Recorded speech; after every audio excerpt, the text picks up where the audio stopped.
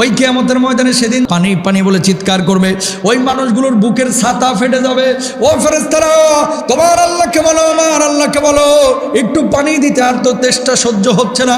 আল্লাহ রাব্বুল আলামিনকে ফেরেশতারা বলবে, আল্লাহ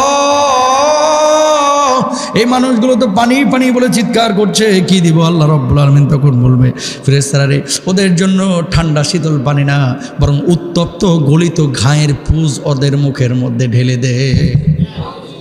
জোরে বলেন নাউজুবিল্লাহ। বাম হাতে আমলনামা যখন দেওয়া হবে তাদেরকে, তখন তারা কি বলবে? ইস, যদি আমলনামাটা আমার হাতে না দেওয়া হতো, আফসোস করবে, বড় আফসোস। আহা, ফেরেশতাদেরকে তারপর আল্লাহ বলবে, ধর, একটা একটা করে ধর, গলায় বেড়ি পরা, বেড়ি পরানোর পরে জাহান্নামের মধ্যে নিক্ষেপ কর। কত মারাত্মক কথা! আল্লাহু আকবার।